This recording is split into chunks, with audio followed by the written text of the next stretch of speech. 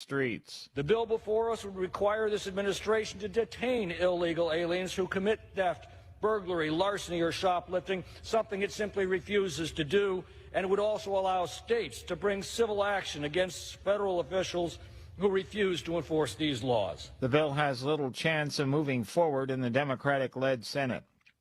A record day on Wall Street as the Dow was up by 130 points. The Nasdaq rose 241 with the S&P 500 setting a new record, up 52 points. More on these stories at townhall.com. If you haven't switched to MediShare yet, two big reasons to at least consider it and why it makes so much sense right now. Number one is inflation, which is just affecting everything. It just makes sense to say, okay, where can I actually save? Well, you can save a lot in one fell swoop if you switch to MediShare. The typical family saves $500 a month.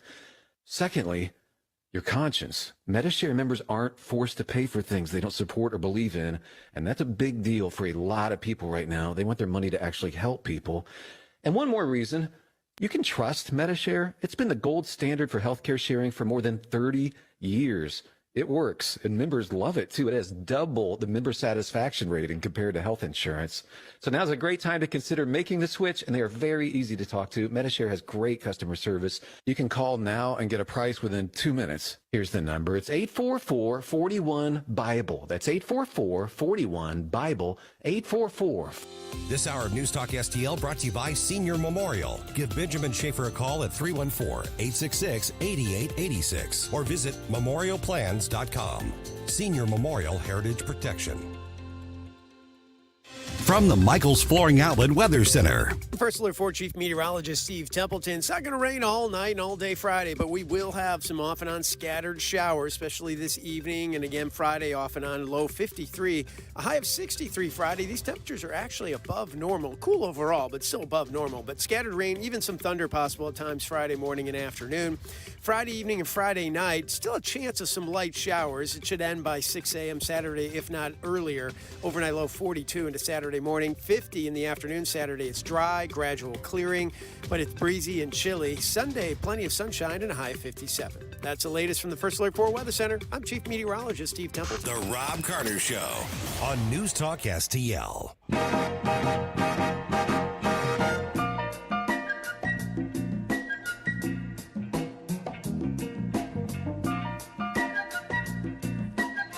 All right, everybody, here we go.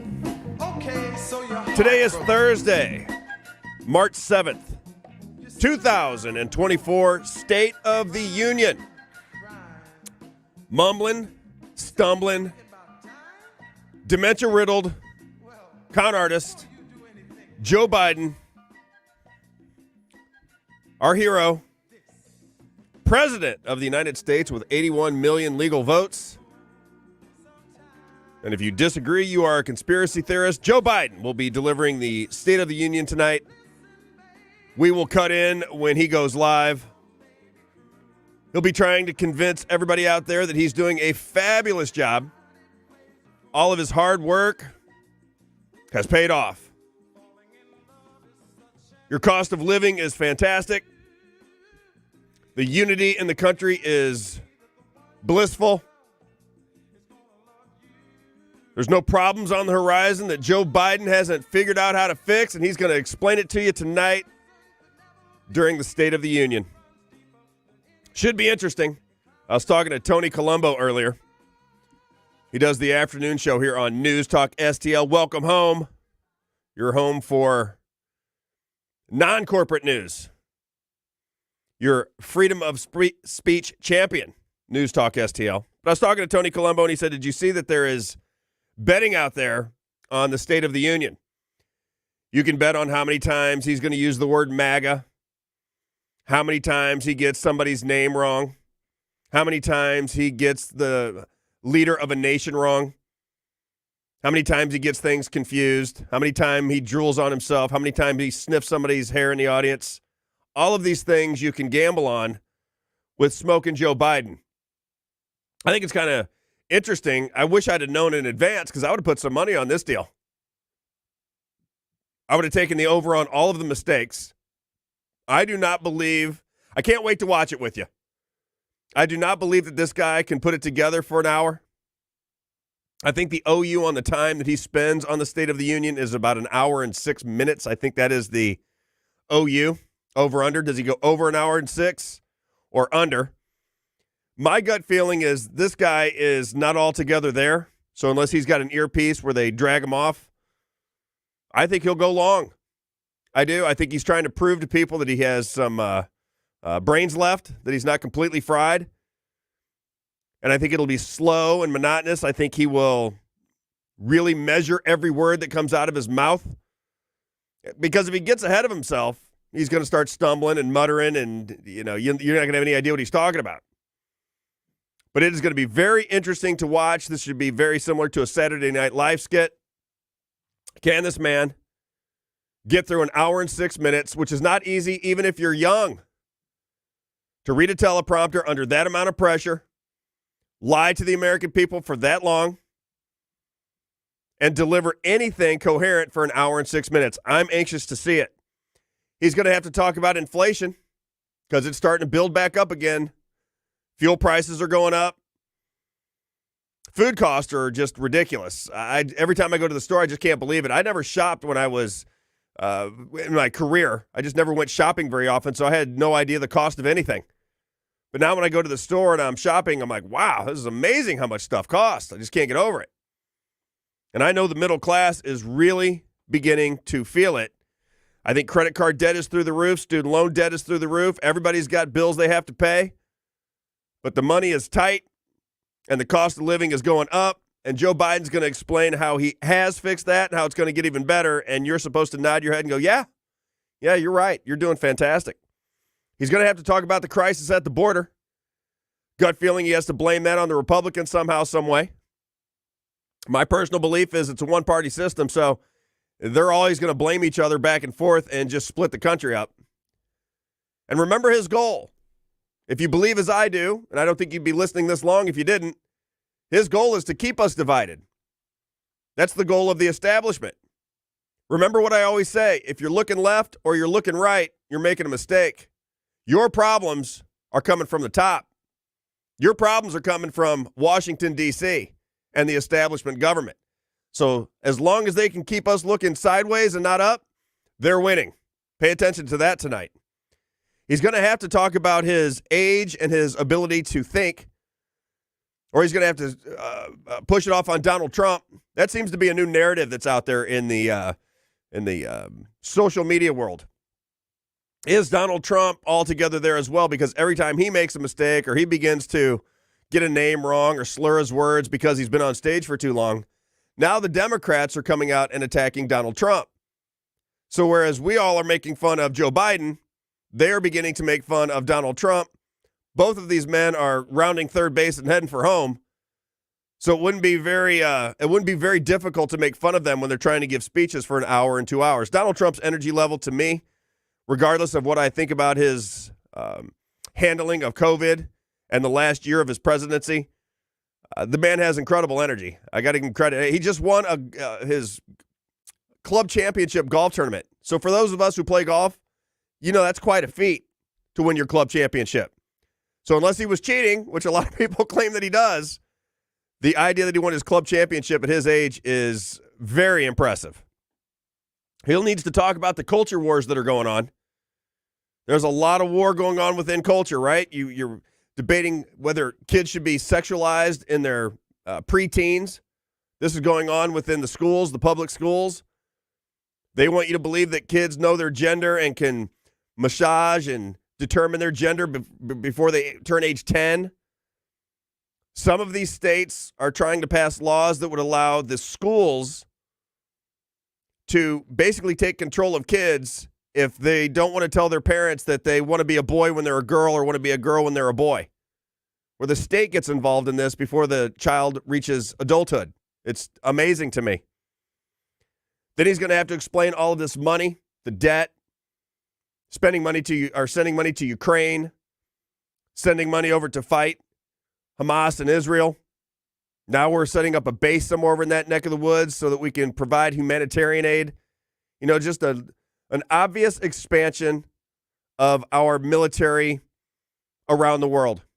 We're always setting up bases somewhere, like we were setting up bases in Iraq We've got bases all over the world because we're always trying to help everybody. We're trying to protect democracy and freedom. You know what I mean? Just like the January 6ers, they're protecting their freedom as they put them in solitary confinement, trying to protect our freedom of speech as Julian Assange still sits in prison. And Edward Snowden is in Russia. He's in the authoritarian Russian hands, escaping the United States because he told the American people that the United States intelligence agencies were spying on them illegally, unconstitutionally. So keep all that in mind as we listen to Joe Biden tonight. That should be very interesting. We're going to cut in when he comes on. My big story of the day comes out of Florida, Polk County, Florida. I'm going to read the beginning of it, and then I want to play this clip. This guy's name is Grady Judd. This, to me, is the biggest story in America right now. And when I came in, I asked a few people in the newsroom if they'd heard the story, and they said no, which amazes me that this isn't bigger news. But Grady Judd, he is the sheriff down in Polk County, claims that there is a human trafficking operation funded by the federal government. Let me read this. This is from Twitter today. It says, human trafficking bust reveals the U.S. government is flying illegal immigrant sex workers to major metropolitan areas for free. So the first paragraph is explaining that the American government is taking illegal immigrants across the border, giving them paperwork, and allowing them to fly all over the country in the sex business.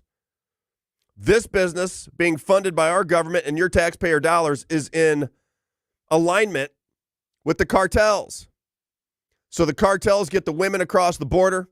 Now the women are in debt to these drug cartels.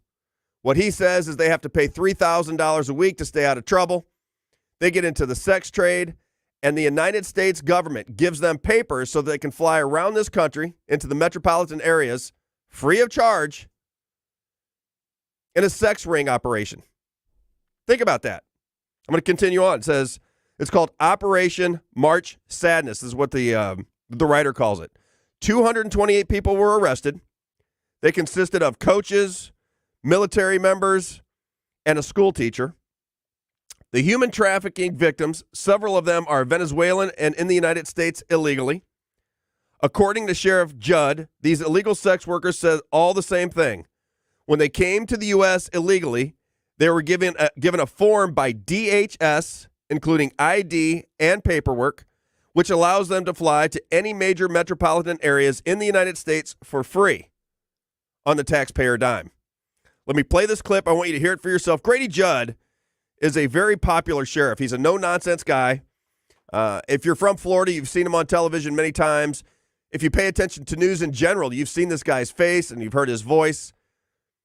He claims this is true and that he has like 20 people that were arrested and they're all singing the same song. When we get done with this, remember the paperwork to fly free is coming from DHS. I want to explain to you what DHS is, when it came into existence, why it came into existence, and it will further illustrate my point. The federal government is waging a war against our Constitution. The very people that were sent there to uphold the Constitution, put their hand on the Bible and swear that they would uphold your constitutional rights, are in alignment, both right and left, to strip those constitutional rights away from you for your own security. And they're going to continue to do it until the American people recognize it and push back. Here we go. This is Grady Judd, Polk County Sheriff, talking about an illegal sex trafficking ring aligned with the drug cartels and sponsored with your taxpayer money by the federal government. Check this out. And what this is, and I want everybody to see it clearly, federal policy drives illegal immigrant crime and victimization. And that's the focus, other than our victims of human trafficking. Listen, folks, I want to introduce you to Andres Gill, okay? Here's this guy. He's also on this board, but get a look at him for a second. He came down here from New York with 3 females. All of them are in the country illegally. Did you hear what I said? They're all here illegally. He's the one that comes with them to drive them. These ladies are all controlled by a human trafficker. We think their human trafficker is a female. She sets up their appointments, she puts their ads online, she tells them where to go. And by the way, on Friday, the victims of human trafficking, and we've grayed them out, 3 of them that are here illegally from Venezuela, 3 of them have to pay her $3,000 apiece on Friday, or else they're threatened. So they're not free. They're really indentured, and they're quote unquote paying off their debt.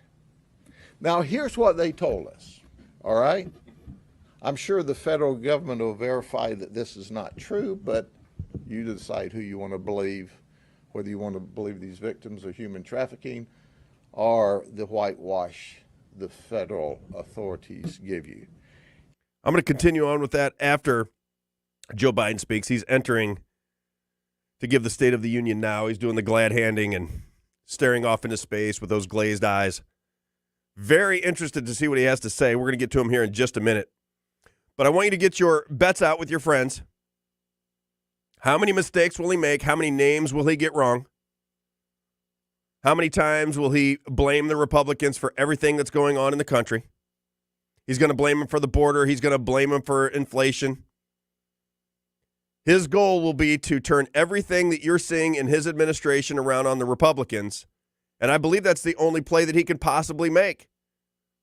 Unless he just wants to sell fairy dust and explain to the American people how wonderful everything is around this country and how much he has improved things, which he may try to do that too. Who knows?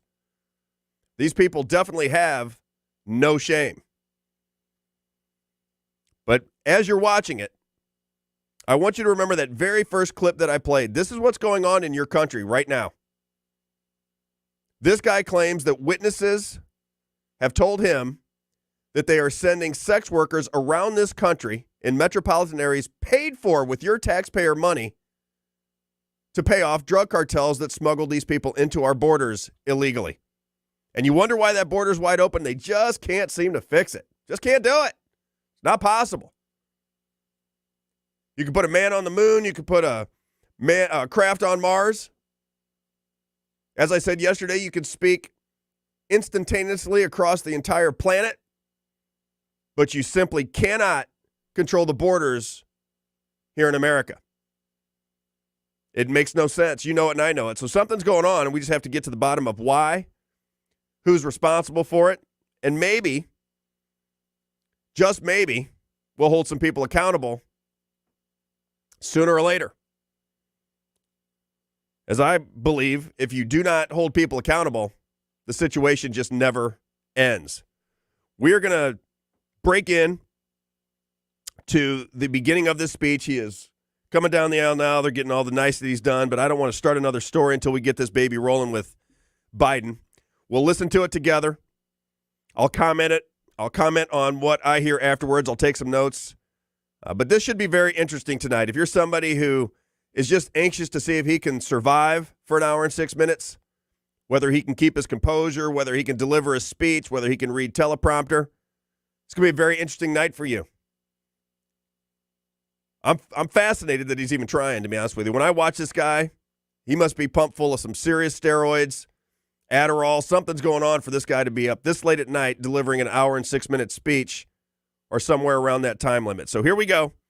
Joe Biden, State of the Union, Thursday, March 7th, 2024. Name out. Right on cue. Right there, posted up. You've seen her there many times, Britt.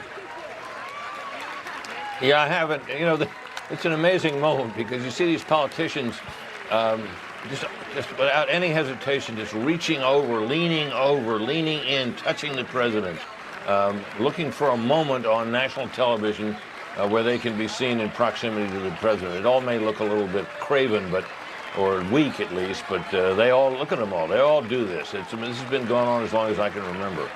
Dana? The president looks in pretty good form tonight, it seems.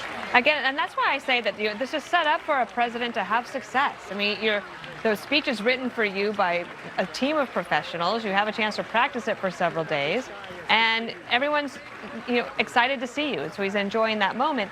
The one thing I do want to mention, though, is as you see the cabinet file in, I don't know if this is the least cohesive cabinet that I have seen in the time I've been covering these things. I believe that they've only had fewer than 10 cabinet meetings during his administration. And you think of all the problems that they have, like on the border or on education, or even when it comes to natural disasters. Like, why not call them all together? They're ready-made for the media, and they're all there for him, and I'm sure that they would take issue with what I'm saying, but you just don't ever see them actually utilized. It's a great point. I mean, I remember when President Trump was in office, he would often have those sort of open events where all the members of the cabinet were sitting at the table. They would take questions, he would take questions, very freewheeling with press in the room. We haven't seen that. It's 5 minutes since he entered the chamber so far. Usually the walk-in is not the long time with the selfies and the conversation, but this one's taken a little while. He's got a speech that's going to be, we're told, roughly about an hour, but maybe with applause. You're talking about a long time here. There's Kirsten Gillibrand from New York. Now he's taking the picture with Chris Coons, and who's on the campaign, and Democrats obviously will be cheering. There'll be other times where you're going to have Republicans react and Democrats react. It's quite something. It is drama in Washington. Did not stop to talk to Joe Manchin, somebody who a lot of people thought was flirting with a potential third-party run. In the last polling that we did, 18% are looking for another candidate. And whether or not that will materialize, RFK Jr. obviously is already in there as an independent. He chatted with Manchin just a bit, and he's sitting with Mitt Romney, which is obviously Republican and Democrat, sending a signal there. Speaker McCarthy's still with us. You've watched presidents walk down this aisle. Final thoughts before we get to the speech and what you think this is shaping up to be as he shakes the hands of the Supreme Court and the chairman of the Joint Chiefs there.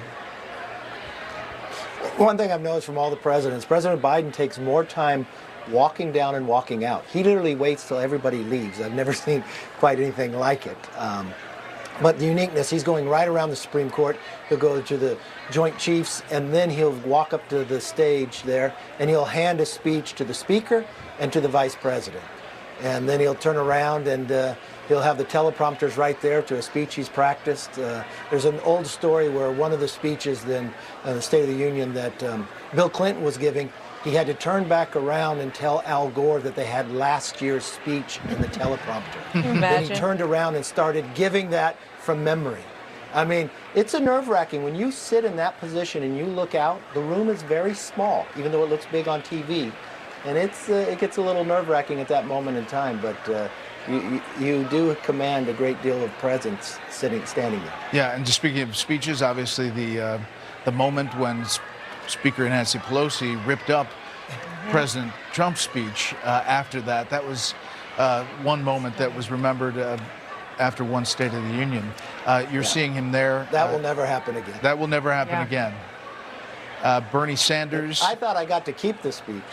And you didn't. It was in a few pieces. No, they take it back from you.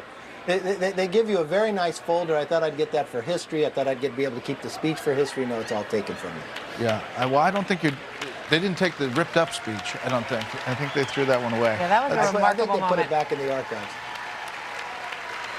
As he makes his way to the podium there, he will hand, as mentioned, the speech to Speaker Johnson. New relationship here between the two. And to Vice President Harris.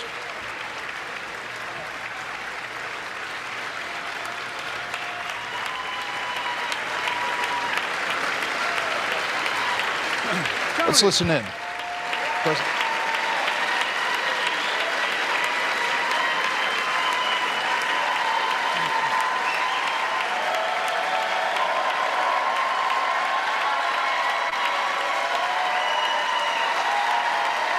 Thank you.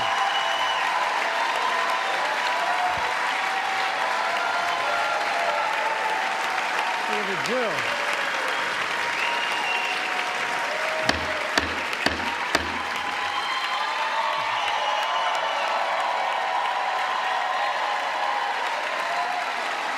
Good evening.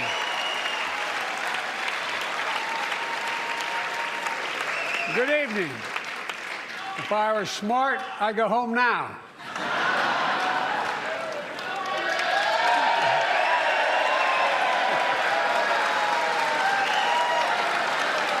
Mr. Speaker, Madam Vice President, members of Congress, my fellow Americans, in January 1941, Franklin Roosevelt came to this chamber to speak to the nation, and he said, "I address you at a moment unprecedented in the history of the Union.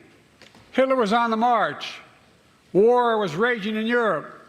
President Roosevelt's purpose was to wake up Congress and alert the American people that this was no ordinary time. Freedom and democracy were under assault in the world. Tonight, I come to this same chamber to address the nation. Now, it's we who face an unprecedented moment in the history of the Union. And yes, my purpose tonight is to wake up the Congress and alert the American people that this is no ordinary moment either. Not since President Lincoln and the Civil War have freedom and democracy been under assault at home as they are today. What makes our moment rare is that freedom and democracy are under attack both at home and overseas at the very same time. Overseas, Putin of Russia is on the march, invading Ukraine and sowing chaos throughout Europe and beyond. If anybody in this room thinks Putin will stop at Ukraine, I assure you he will not.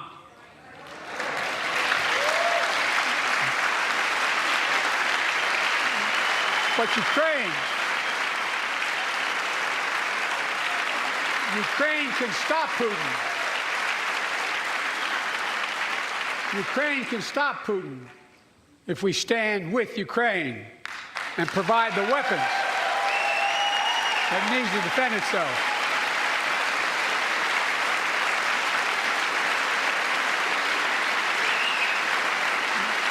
That is all Ukraine is asking. They're not asking for American soldiers. In fact, there are no American soldiers at war in Ukraine, and I'm determined to keep it that way. But now, assistance to Ukraine is being blocked by those who want to walk away from our world leadership. It wasn't long ago when a Republican president named Ronald Reagan thundered, "Mr. Gorbachev, tear down this wall."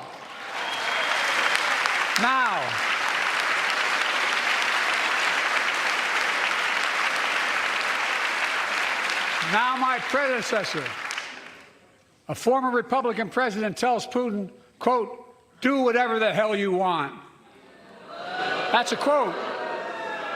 A former president actually said that, bowing down to a Russian leader. I think it's outrageous, it's dangerous, and it's unacceptable.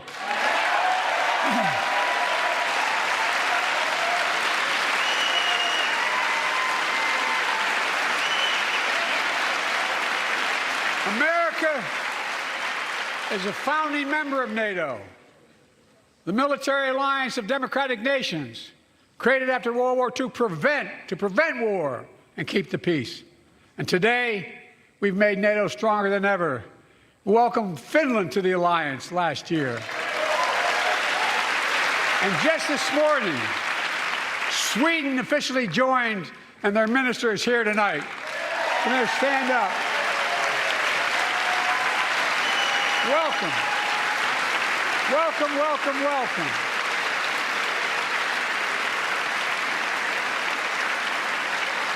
And they know how to fight.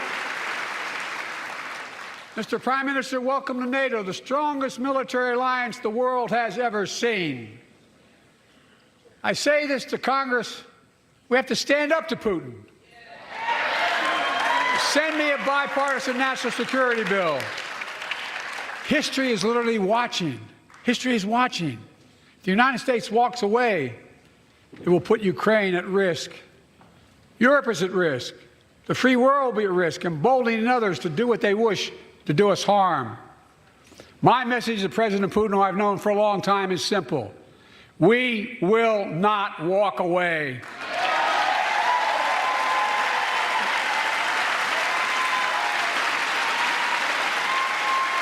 We will not bow down.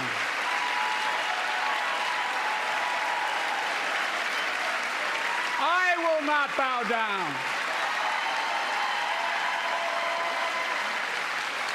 In a literal sense, history is watching. History is watching. Just like history watched 3 years ago on January 6th, when insurrectionists stormed this very Capitol and placed a dagger to the throat of American democracy. Many of you are here on that darkest of days.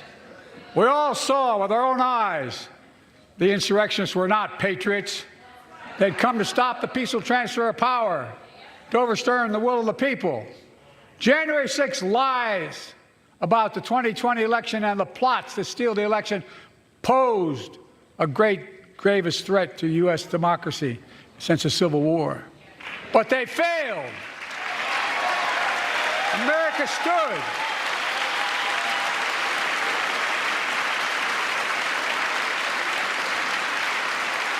America stood strong, and democracy prevailed.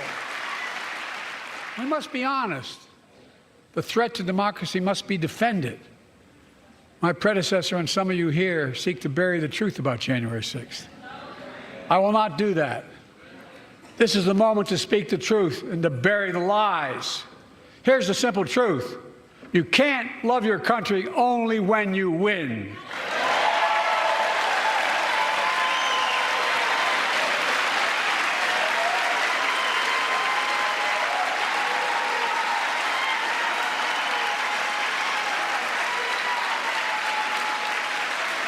As I've done ever since being elected to office, I ask all of you without regard to party to join together and defend democracy. Remember your oath of office of defending against all threats, foreign and domestic. Respect free and fair elections, restore trust in our institutions, and make clear political violence has absolutely no place in America, zero place. Again, it's not hyperbole to suggest history is watching. We're watching.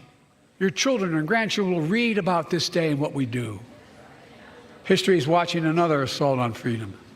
Joining us tonight is Latoya Beasley, a social worker from Birmingham, Alabama. 14 months ago, she and her husband welcomed a baby girl thanks to the miracle of IVF. She scheduled treatments to have that second child, but the Alabama Supreme Court shut down IVF treatments across the state, unleashed by a Supreme Court decision overturning Roe v. Wade. She was told her dream would have to wait. What her family had got through should never have happened. Unless Congress acts, it could happen again. So tonight, let's stand up for families like hers. To my friends across the aisle, don't keep this waiting any longer. Guarantee the right to AVF. Guarantee it nationwide.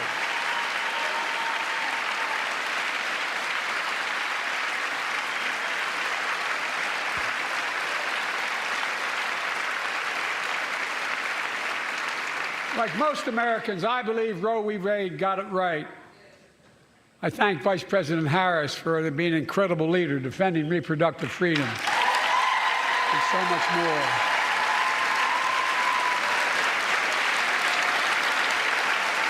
Thank you. My predecessor came to office determined to see Roe v. Wade overturned. He's the reason it was overturned, and he brags about it. Look at the chaos that has resulted. Joining us tonight is Kate Cox, the wife and mother from Dallas. She's become pregnant again and had a fetus of a fatal condition. Her doctor told Kate that her own life and her ability to have children in the future were at risk if she didn't act. Because Texas law banned her ability to act, Kate and her husband had to leave the state to get what she needed. What her family got through should have never happened as well, but it's happening in too many others. There are state laws banning the freedom to choose, criminalizing doctors, forcing survivors of rape and incest to leave their states to get the treatment they need. Many of you in this chamber and my predecessor are promising to pass a national ban on reproductive freedom. My God, what freedom else would you take away? Look, it's a decision to overturn Roe v. Wade. The Supreme Court majority wrote the following, and with all due respect, justices, women are not without electoral power. Electoral or political power. You're about to realize just how much you're right about that.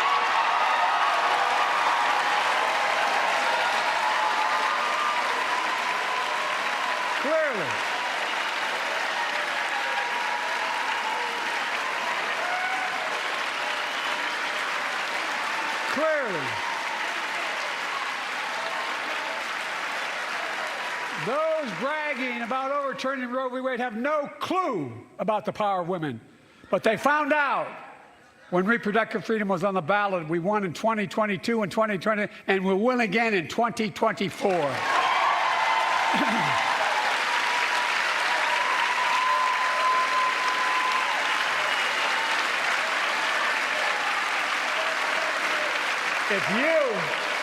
If you, the American people, send me a Congress that supports the right to choose, I promise you, I'll restore Roe v. Wade as the law of the land again.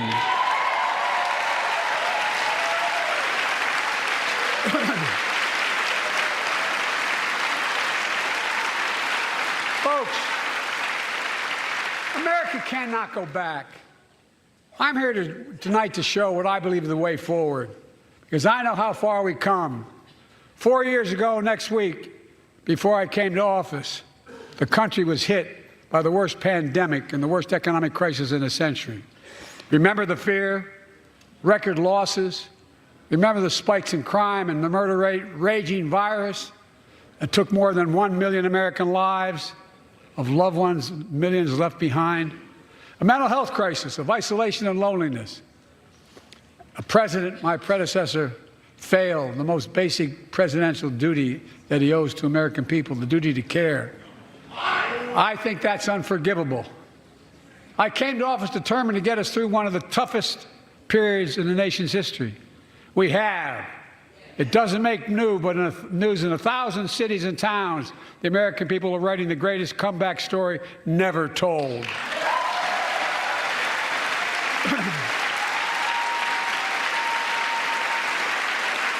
So let's tell the story here. Tell it here and now. America's comeback is building the future of American possibilities, building an economy from the middle out and the bottom up, not the top down, investing in all America and all Americans to make sure everyone has a fair shot, and we leave no one behind. The pandemic no longer controls our lives. The vaccines that saved us from COVID are now being used to beat cancer, turning setback into comeback. That's what America does. That's what America does.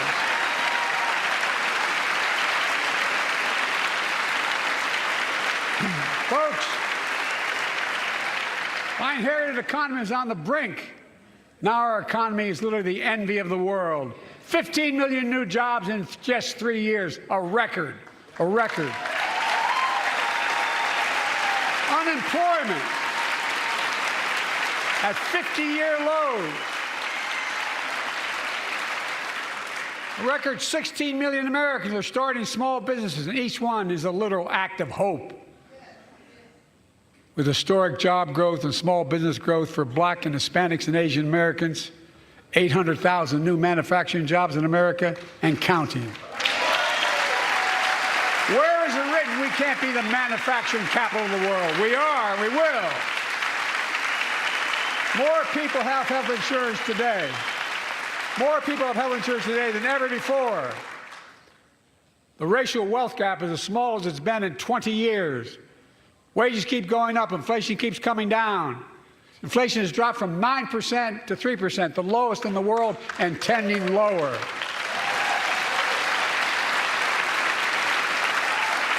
The landing is and will be soft.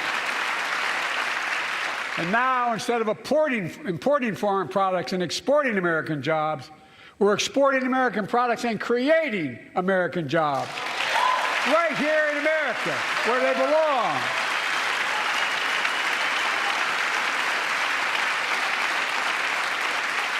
And it takes time, but the American people are beginning to feel it. consumer studies show consumer confidence is soaring. Buy America has been the law of the land since the 1930s. Past administrations, including my predecessor, including some Democrats as well in the past, failed to buy American. Not anymore. On my watch, federal projects that you fund, like helping build American roads, bridges, and highways, will be made with American products and built by American workers.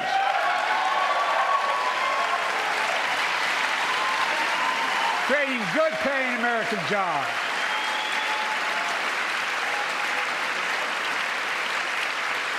And thanks to our CHIPS and Science Act, the United States is investing more in research and development than ever before. During the pandemic, a shortage of semiconductors, chips, that drove up the price of everything from cell phones to automobiles. And by the way, we invented those chips right here in America. Well, instead of having to import them, private companies are now investing billions of dollars to build new chip factories here in America, creating tens of thousands of jobs. Many of those jobs paying $100,000 a year and don't require a college degree.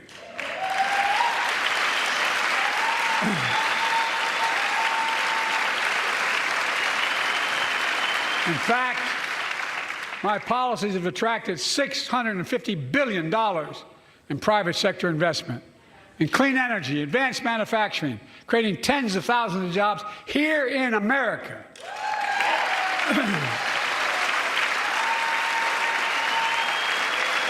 And thanks to our bipartisan infrastructure law, 46,000 new projects have been announced all across your communities. And by the way, I noticed some of you strongly voted against it, or they're cheering on that money coming in. I like it. I'm with you. I'm with you. And if any of you don't want that money in your district, just let me know. Modernizing our roads and bridges, ports and airports, public transit systems. Removing poisonous lead pipes so every child can drink clean water without risk of brain damage.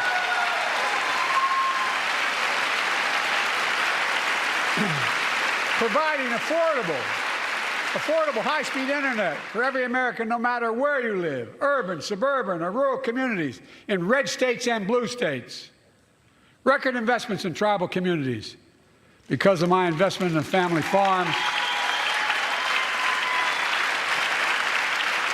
because I invested in family farms led by my Secretary of Agriculture, who knows more about this than anybody I know, we're better able to stay in the family for those farms and their children and grandchildren won't have to leave home to make a living. It's transformative. The great comeback story is Belvidere, Illinois, home to an auto plant for nearly 60 years. Before I came to office, the plant was on its way to shutting down. Thousands of workers feared for their livelihoods. Hope was fading. Then I was elected to office, and we raised the Belvedere repeatedly with auto companies, knowing unions would make all the difference. The UAW worked like hell to keep the plant open and get these jobs back, and together we succeeded. Instead of auto factories shutting down, auto factories reopening, and new state-of-the-art battery factories being built to power those cars there at the same.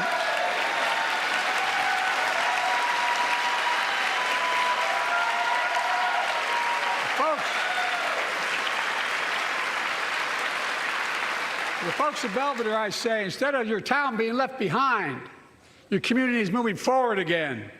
Because instead of watching auto jobs in the future go overseas, 4,000 union jobs with higher wages are building the future in Belvedere right here in America.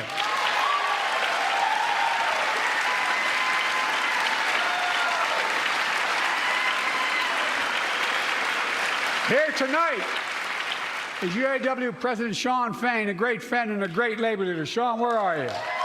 Stand up.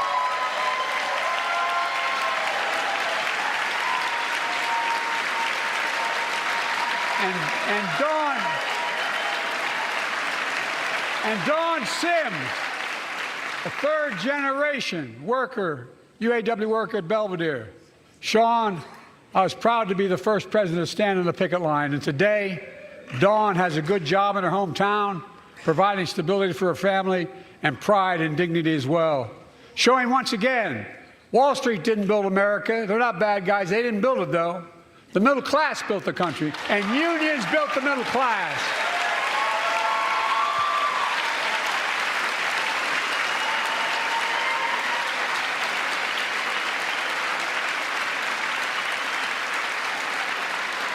I say to the American people, when America gets knocked down, we get back up. We keep going. That's America.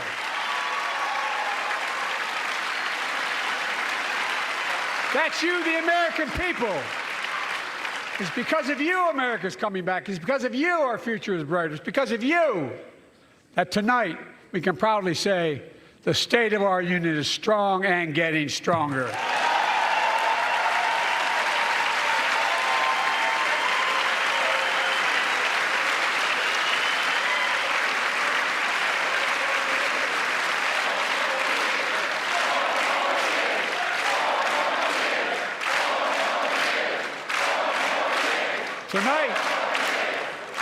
Tonight, I want to talk about the future of possibilities that we can build together.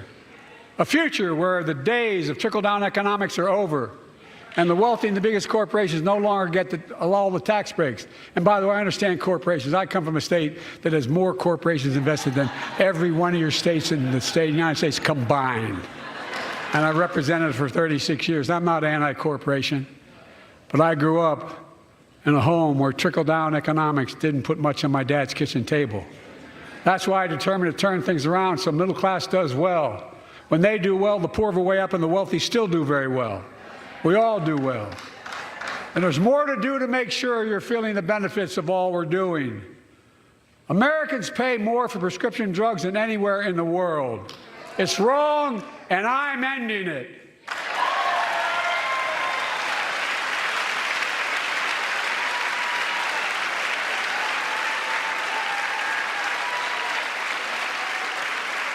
With a law that I proposed and signed, not one of you Republican buddies voted for it. We finally beat Big Pharma. Instead of paying $400 a month or thereabouts for insulin with diabetes, and it only costs $10 to make, they only get paid $35 a month now and still make a healthy profit. And I want to, but what to do next? I want to cap the cost of insulin at $35 a month for every American who needs it. Everyone.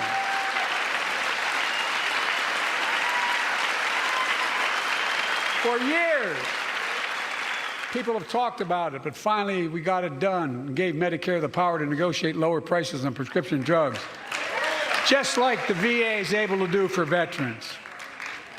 That's not just saving seniors money, it's saving taxpayers money. We cut the federal deficit by $160 billion.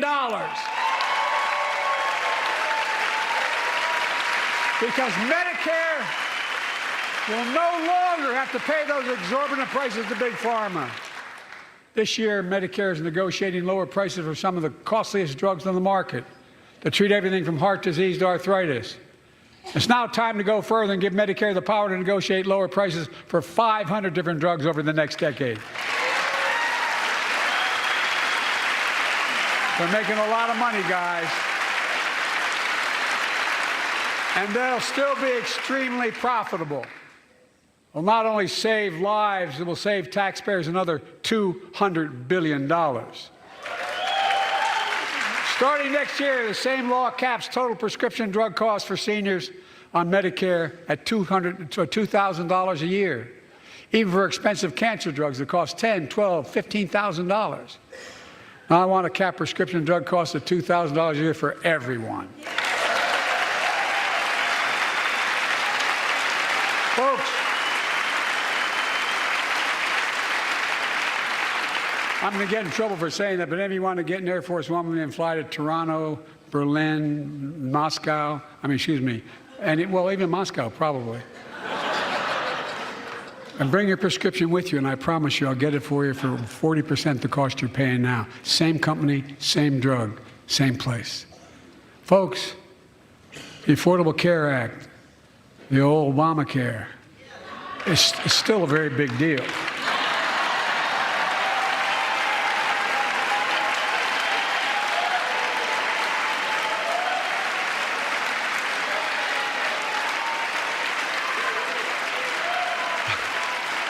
Over 100 million of you can no longer be denied health insurance because of pre-existing condition.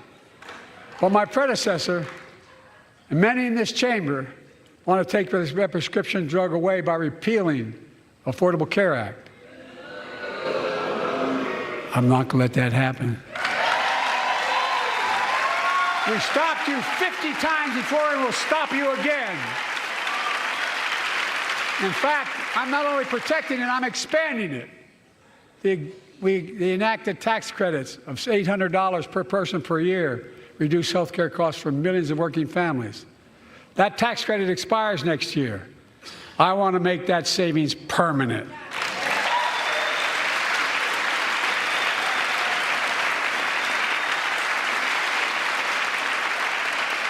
To state the obvious, women are more than half our population, but research on women's health has always been underfunded. That's why we're launching the first ever White House initiative on women's health research, led by Jill, doing an incredible job as First Lady.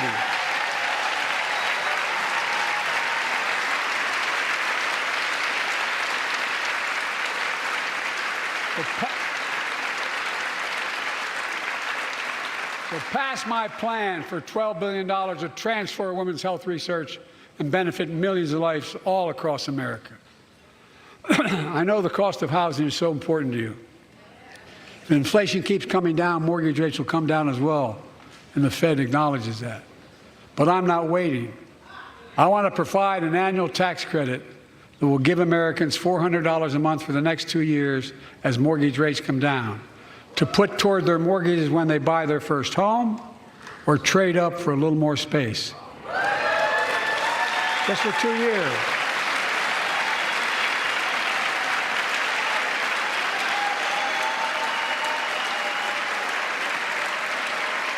And my administration is also eliminating title insurance on federally backed mortgages. When you refinance your home, you can save $1,000 or more as a consequence. For millions of renters, we're cracking down on big landlords who use antitrust law, who break antitrust laws by price fixing and driving up rents. We've cut red tape so builders can get federally financing, which is already helping build a record 1.7 million new housing units nationwide. Now pass and build and renovate 2 million affordable homes and bring those rents down.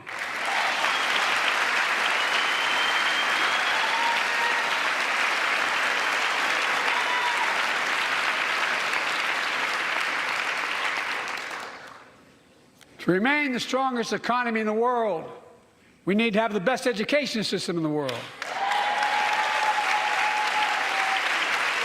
And I suspect all of you, want to give every child, a good start by providing access to preschool for 3 and 4 years old. You know, I think I pointed out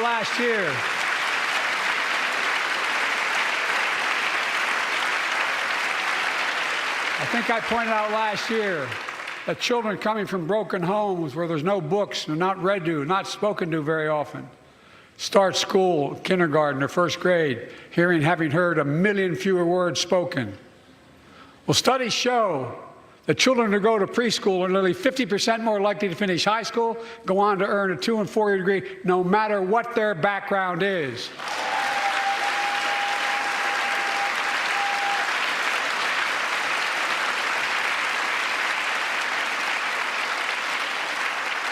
I met a year and a half ago with the leaders of the Business Roundtable. They were mad that they were angry. I think, well, they were discussing why I wanted to spend money on education. I pointed out to them as vice president, I met with over 182 of those folks. Don't hold me to the exact number. And I asked them what they need most, the CEOs. And you've had the same experience on both sides of the aisle. They say a better educated workforce, right? So I looked at them, and I say, I come from Delaware. DuPont used to be the 8th largest corporation in the world. And every new enterprise they bought they educated the workforce to that enterprise. But none of you do that anymore. Why are you angry with me providing you the opportunity for the best educated workforce in the world? And they all looked at me and said, I think you're right. I want to expand high-quality tutoring and summer learning to see that every child learns to read by 3rd grade.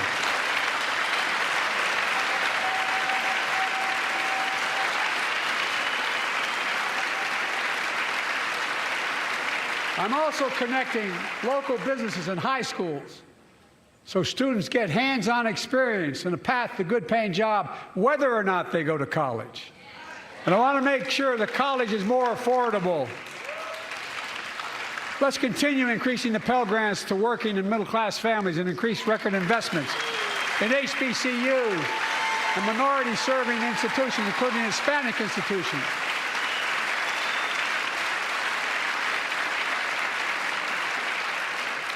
When I was told I couldn't universally just change the way in which we dealt with student loans, I fixed 2 student loan programs that already existed to reduce the burden of student debt for nearly 4 million Americans, including nurses, firefighters, and others in public service.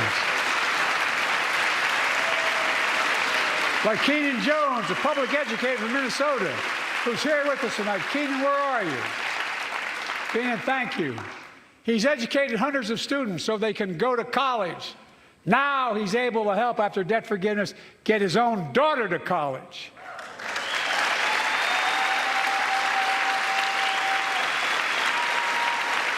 And folks, look,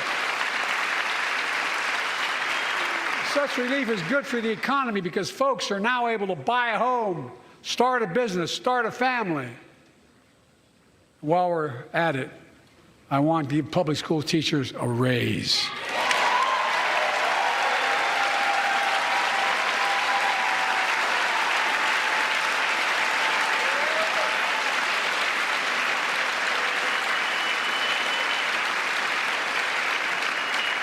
And by the way, the first couple of years, we cut the deficit.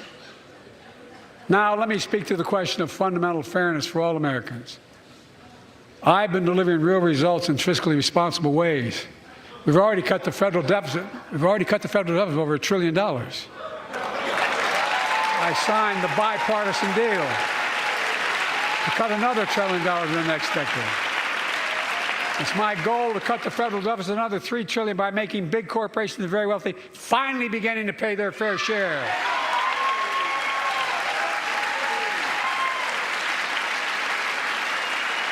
Look, I'm a capitalist. If you want to make or can make $1 million or millions of bucks, that's great. Just pay your fair share in taxes. A fair tax code is how we invest things to make this country great. Healthcare, education, defense, and so much more. But here's the deal. The last administration enacted a $2 trillion tax cut, overwhelmingly benefit the top 1%, the very wealthy and the biggest corporations, and exploded the federal deficit. They added more to the national debt than any presidential term in American history. Check the numbers. Folks at home, does anybody really think the tax code is fair? Do you really think the wealthy and big corporations need another $2 trillion tax break? I sure don't. I'm going to keep fighting like hell to make it fair. Under my plan, nobody earning less than $400,000 a year will pay an additional penny in federal taxes. Nobody, not one penny. And they haven't yet. In fact, the child tax credit I passed during the pandemic cut taxes for millions of working families and cut child poverty in half. Restore that child tax credit. No child should go hungry in this country. The way to make the tax code fair is to make big corporations and the very wealthy begin to pay their fair share. Remember in 2020, 55 of the biggest companies in America made $40 billion and paid zero in federal income tax. Zero. Not anymore. Thanks to the law I wrote and we signed, big companies have to pay a minimum of 15%. But that's still less than working people pay in federal taxes. It's time to raise corporate minimum tax to at least 21%.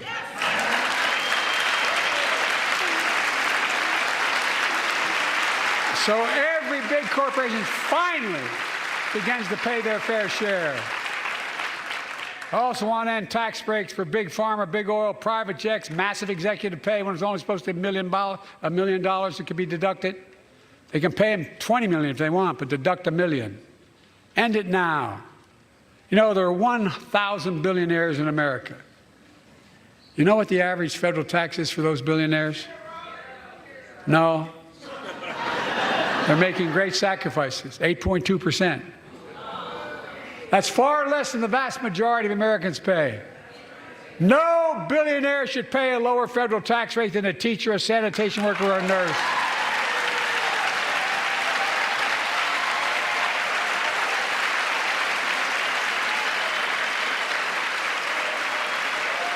I propose a minimum tax for billionaires of 25%, just 25%. You know what that would raise? That would raise $500 billion over the next 10 years. And imagine what that could do for America. Imagine a future with affordable child care. Millions of families can get they need to go to work to help grow the economy. Imagine a future with paid leave, because no one should have to choose between working and taking care of their sick family member. Imagine a future of home care and elder care, and people living with disabilities so they can stay in their homes and family caregivers can finally get the pay they deserve. Tonight, let's all agree once again to stand up for seniors.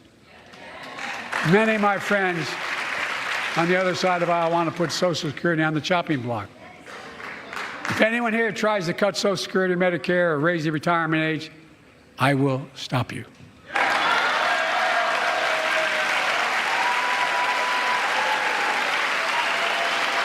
The working people who built this country pay more into Social Security than millionaires and billionaires do. It's not fair. We have two ways to go. Republicans can cut Social Security and give more tax breaks to the wealthy. That's the proposal. Oh no, you guys don't want another $2 trillion tax cut? I kind of thought that's what your plan was. Well, that's good to hear. You're not going to cut another $2 trillion for the super wealthy. That's good to hear. I'll protect and strengthen Social Security and make the wealthy pay their fair share. Look,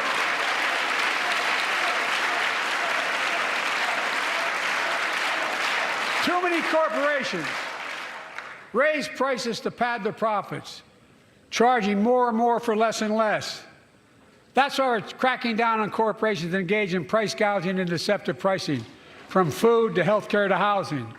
In fact, the snack companies think you won't notice if they change the size of the bag and put a hell of a lot fewer, same size bag, put fewer chips in it. No, I'm not joking.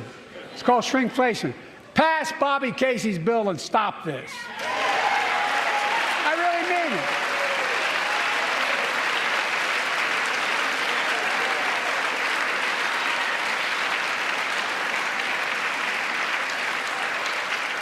You probably all saw that commercial on Snickers bars.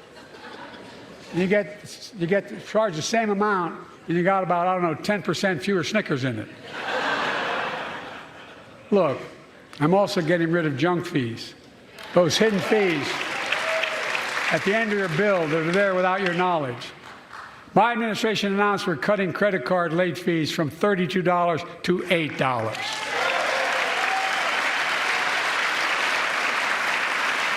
Banks and credit card companies are allowed to charge what it costs them to instigate the collection. And that's a hell of a lot, like $8 and 30-some dollars. They don't like it. Credit card companies don't like it. But I'm saving American families $20 billion a year with all the junk fees I'm eliminating. Folks at home,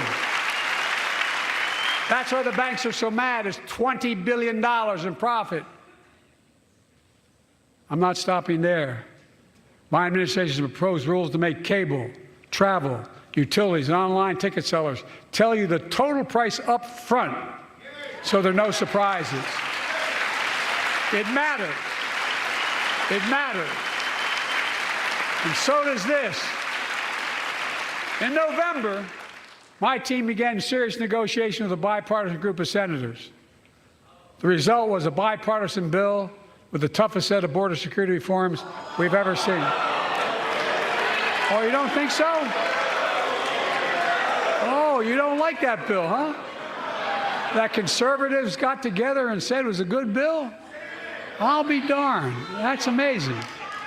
That bipartisan bill would hire 1,500 more security agents and officers, 100 more immigration judges to help tackle the backload of 2 million cases, 4,300 more asylum officers, and new policies so they can resolve cases in 6 months instead of 6 years now.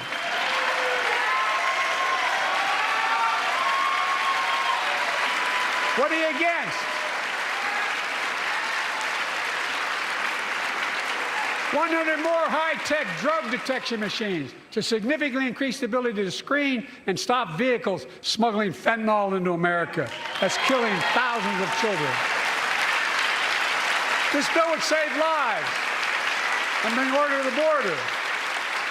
It will also give me and any new president new emergency authority to temporarily shut down the border when the number of migrants at the border is overwhelming. The Border Patrol Union has endorsed this bill. The Federal Chamber of Commerce is, yeah. You're saying low. Look at the facts. I know you know how to read.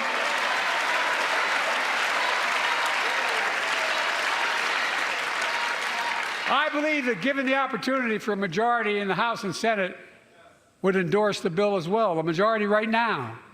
But unfortunately, politics has derailed this bill so far. I'm told my predecessor called members of Congress in the Senate to demand they block the bill. He feels political win, he viewed it as a political win for me and a political loser for him. It's not about him, it's not about me. I'd be a winner, not really.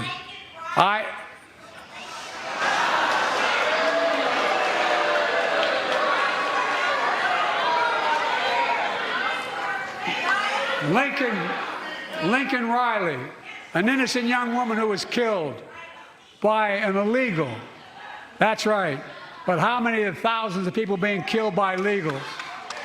To her parents, I say, my heart goes out to you, having lost children myself. I understand. But look, if we change the dynamic at the border, people pay these smugglers $8,000 to get across the border because they know if they get by and let into the country, it's 6 to 8 years before they have a hearing. And it's worth taking the chance of the $8,000. But if it's only 6 weeks, the idea is it's highly unlikely that people will pay that money and come all that way knowing that they'll be able to be kicked out quickly. Folks, I would respectfully suggest my Republican friends owe it to the American people, get this bill done. We need to act now.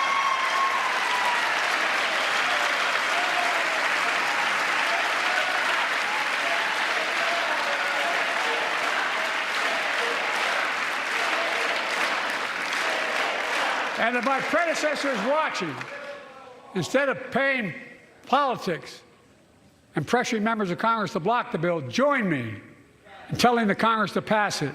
We can do it together. But that's what here's what he will not do. I will not demonize immigrants saying they are poison in the blood of our country. I will not separate families. I will not ban people because of their faith. Unlike my predecessor on my first day in office, I introduced a comprehensive bill to fix our immigration system. Take a look at it. It has all these and more. Secure the border. Provide a pathway to citizenship for dreamers. And so much more. But unlike my predecessor, I know who we are as Americans. We're the only nation in the world with a heart and soul that draws from old and new. Home to Native Americans whose ancestors have been here for thousands of years.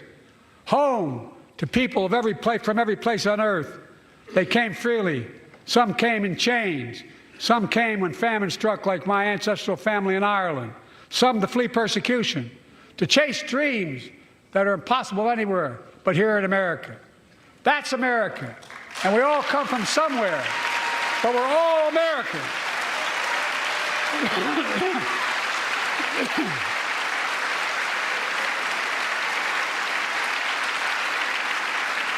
Look, folks, we have a simple choice. We can fight about fixing the border, or we can fix it. I'm ready to fix it. Send me the border bill now.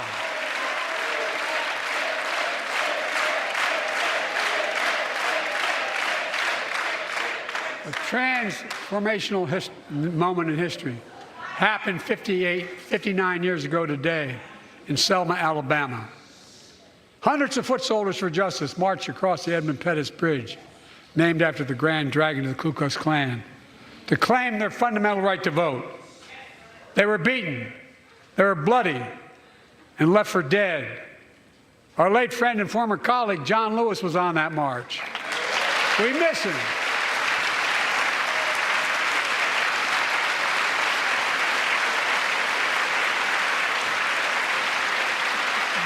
Joining us tonight are other marchers, both in the gallery and on the floor, including Betty Mae Fikes, known as the voice of Selma. The daughter of gospel singers and preachers, she sang songs of prayer and protest on that bloody Sunday to help shake the nation's conscience. 5 months later, the Voting Rights Act passed and was signed into law.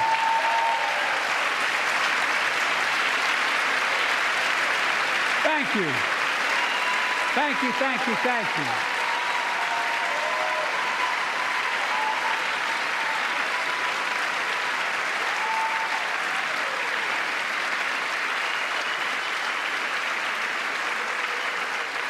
But 59 years later, their forces taking us back in time.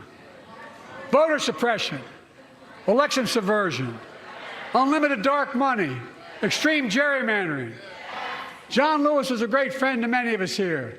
But if you truly want to honor him and all the heroes who marched with him, then it's time to do more than talk. Pass the Freedom to Vote Act, the John Lewis Voting Rights Act.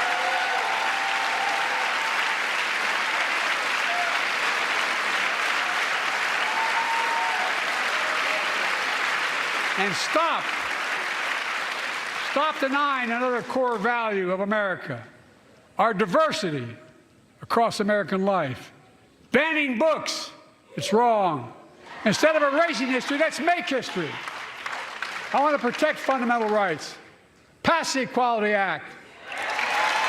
And my message to transgender Americans, I have your back.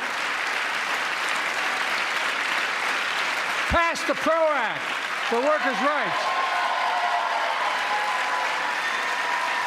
Raise the federal minimum wage, because every worker has a right to a decent living more than $7 an hour. We're also making history by confronting the climate crisis, not denying it. I don't think any of you think there's no longer a climate crisis. At least I hope you don't. I'm taking the most significant action ever on climate in the history of the world. I'm cutting our carbon emissions in half by 2030, creating tens of thousands of clean energy jobs, like the IBEW workers building and installing 500,000 electric vehicle charging stations. Conserving 30% of America's lands and waters by 2030. And taking action on environmental justice fence line communities smothered by the legacy of pollution. And patterned after the Peace Corps and AmeriCorps, I launched the Climate Corps to put 20,000 young people to work in the forefront of our clean energy future. I'll triple that number in a decade.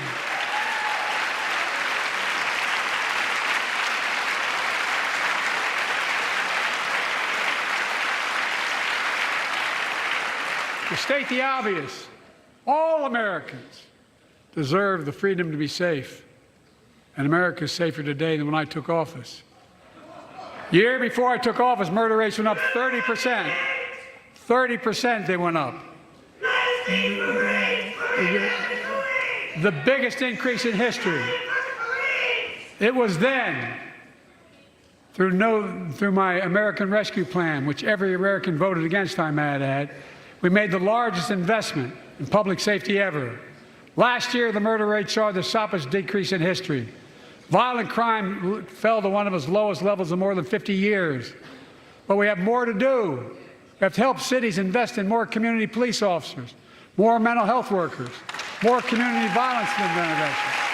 Give communities the tool to crack down on gun crime, retail crime, and carjacking.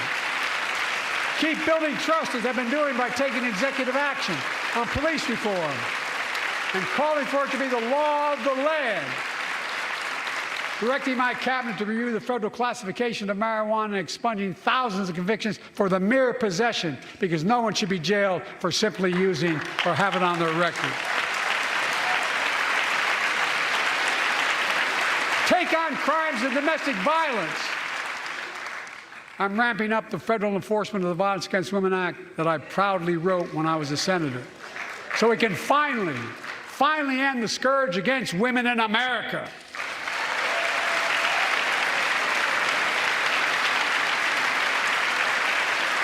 There are other kinds of violence I want to stop.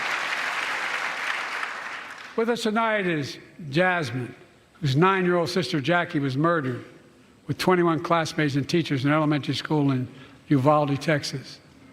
Very soon after that happened, Jill and I went to Uvalde for a couple of days. We spent hours and hours with each of the families. We heard their message, so everyone in this room, in this chamber, could hear the same message. The constant refrain, and I was there for hours meeting with every family. They said, do something. Do something. Well, I did do something by establishing the first ever Office of Gun Violence Prevention in the White House, that the Vice President is leading the charge. Thank you for doing it.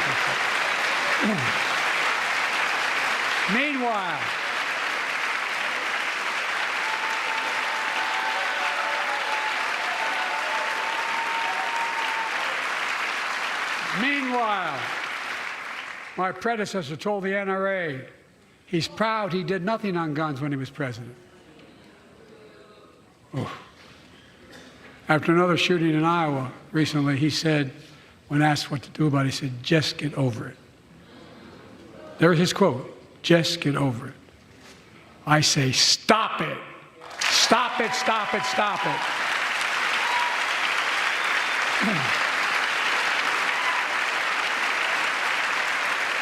I'm proud we beat the NRA when I signed the most significant gun safety law in nearly 30 years because of this Congress. We now must beat the NRA again. I'm demanding a ban on assault weapons and high-capacity magazines. Pass universal background checks. None of this. I taught the Second Amendment for 12 years. None of this violates the Second Amendment or vilifies responsible gun owners. You know, as we manage challenges at home, we're also managing crises abroad, including in the Middle East. I know the last 5 months have been gut-wrenching for so many people, for the Israeli people, for the Palestinian people, and so many here in America. This crisis began on October 7th with a massacre by a terrorist group called Hamas, as you all know. 1,200 innocent people, women and girls, men and boys, slaughtered after enduring sexual violence. The deadliest day for the Jewish people since the Holocaust, and 250 hostages taken. Here in this chamber tonight are families whose loved ones are still being held by Hamas. I pledge to all the families that we will not rest until we bring every one of your loved ones home. We also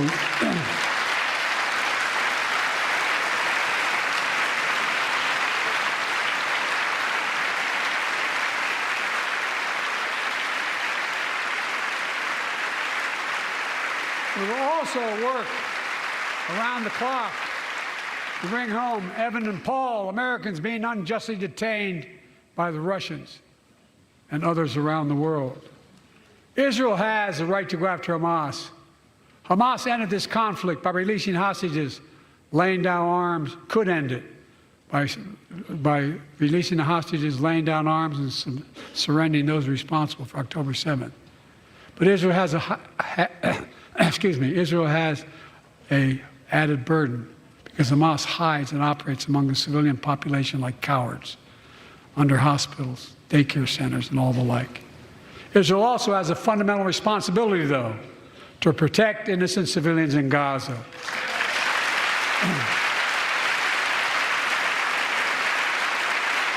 This war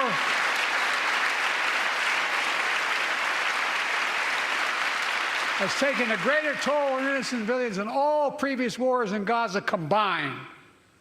More than 30,000 Palestinians have been killed, most of whom are not Hamas. Thousands and thousands of innocents, women and children, girls and boys, also orphaned. Nearly 2 million more Palestinians under bombardment or displacement. Homes destroyed, neighborhoods in rubble, cities in ruin. Families without food, water, medicine. It's heartbreaking. I've been working nonstop to establish an immediate ceasefire that would last for 6 weeks to get all the prisoners released, all the hostages released, to get the hostages home and ease the intolerable and humanitarian crisis and build toward an enduring, something more enduring. The United States has been leading international efforts to get more humanitarian assistance to Gaza. Tonight, I'm directing the U.S. military to lead an emergency mission to establish a temporary pier in the Mediterranean on the coast of Gaza that can receive large shipments carrying food, water, medicine, and temporary shelters. No U.S. boots will be on the ground. A temporary pier will enable a massive increase in the amount of humanitarian assistance getting into Gaza every day.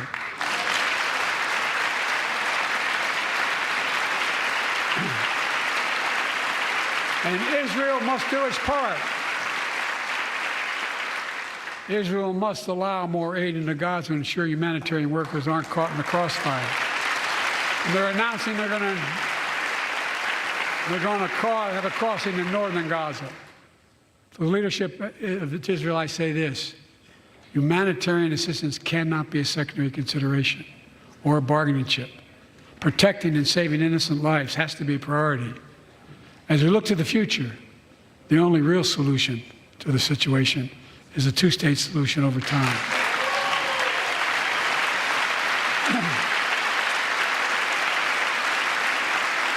And I say this as a lifelong supporter of Israel. My entire career, no one has a stronger record with Israel than I do. I challenge any of you here. I'm the only American president of Israel in wartime. But there is no other path that guarantees Israel's security and democracy. There is no other path that guarantees Palestinians can live in peace with peace and dignity. And there's no other path that guarantees peace between Israel and all of its neighbors, including Saudi Arabia, with whom I'm talking. Creating stability in the Middle East also means containing the threat posed by Iran. That's why I built a coalition of more than a dozen countries to defend international shipping and freedom of navigation in the Red Sea. I've ordered strikes to degrade the Houthi capability and defend U.S. forces in the region. As Commander-in-Chief, I will not hesitate to direct further measures to protect our people and our military personnel.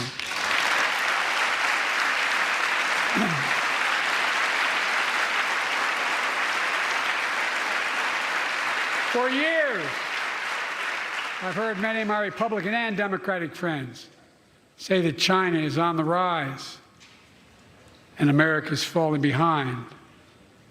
They've got it backwards. I've been saying it for over 4 years, even when I wasn't president. America's rising. We have the best economy in the world. And since I've come to office, our GDP is up, our trade deficit with China is down to the lowest point in over a decade. And we're standing up against China's unfair economic practices. We're standing up for peace and stability across the Taiwan Straits. I've revitalized our partnership and alliance in the Pacific. India, Australia, Japan, South Korea, Pacific Islands.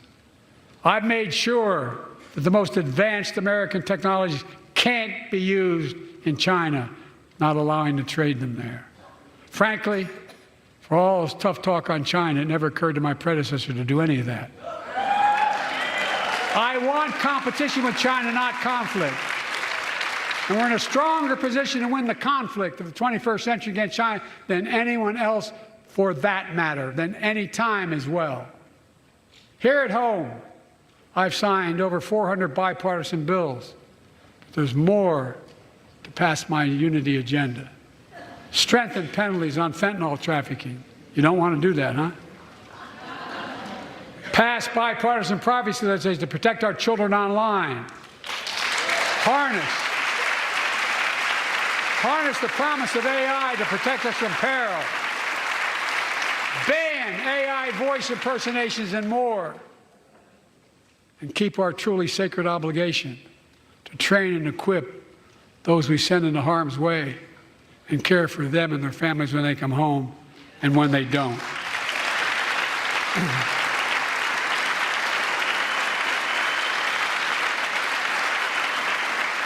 That's why the song Support and Help of Dennis and the VA, I signed the PACT Act. One of the most significant laws ever, helping millions of veterans exposed to toxins who now are battling more than 100 different cancers. Many of them don't come home, but we owe them and their families support. We owe it to ourselves to keep supporting our new health research agency called ARPA-H, and remind us that we can do big things like end cancer as we know it, and we will.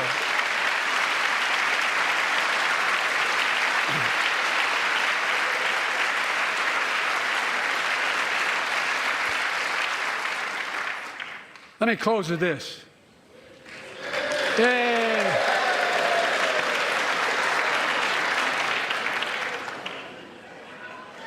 I know you don't want to hear any more, Lindsay, but I got to say a few more things. I know it may not look like it, but I've been around a while. When you get to be my age, certain things become clearer than ever. I know the American story.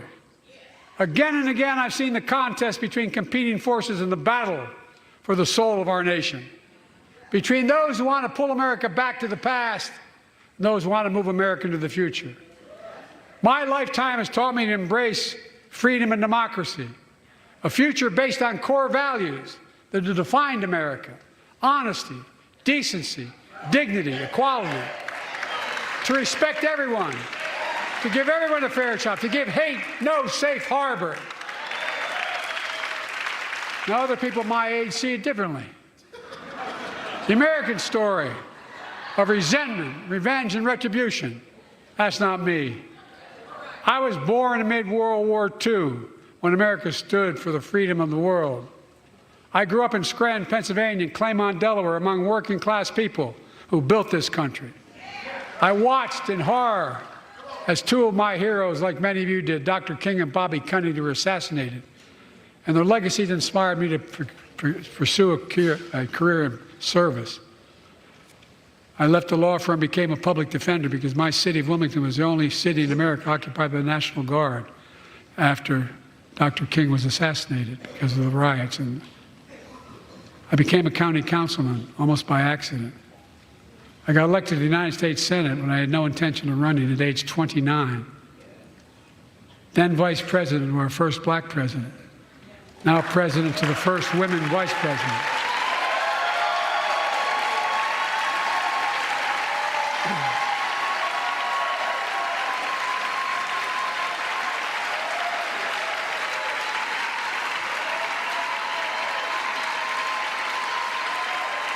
In my career, I've been told I was too young. By the way, they're going to let me on the Senate elevators for votes sometimes. They're not a joke. And I've been told I'm too old. Whether young or old, I've always known what endures. I've known our North Star. The very idea of America is that we're all created equal and deserves to be treated equally throughout our lives. We've never fully lived up to that idea, but we've never walked away from it either. And I won't walk away from it now. I'm optimistic. I really am. I'm optimistic, Nancy.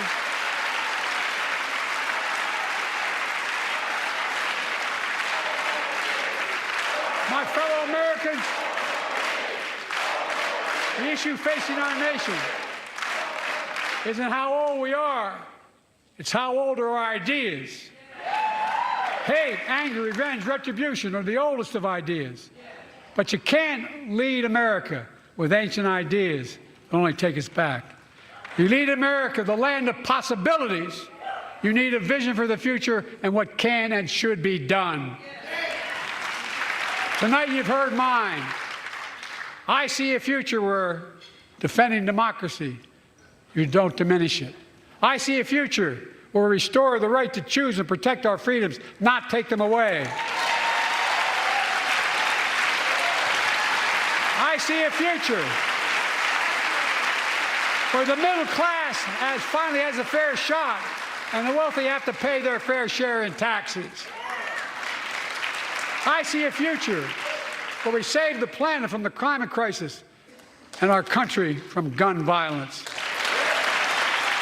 Above all, I see a future for all Americans. I see a country for all Americans. And I will always be president for all Americans because I believe in America.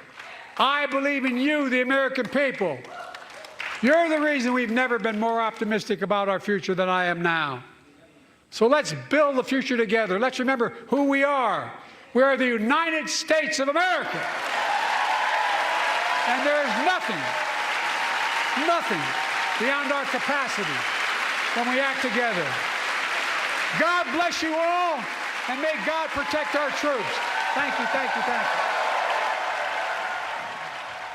President Joe Biden delivering a State of the Union address lasting just about an hour and 8 minutes. It started off a little differently. Protocol says the Speaker of the House introduces the president with the words, "It's my high honor and privilege to introduce the President of the United States." Speaker Johnson was ready, but President Biden dove right in to that speech straight away. He started with freedom and democracy under assault. He pointed to Russia on the march in Ukraine, calling for funding and weapons for Ukraine right off the bat. All right, everybody. He called out his predecessor. That is Joe Biden in the State of the Union. We're going to have to take a commercial break. This will probably be a decent-sized commercial break because we're going to catch up on some time. But I will return before the end of the show to recap it just a bit, so don't go anywhere. Robb Carter Show, 9:34. We'll be right back.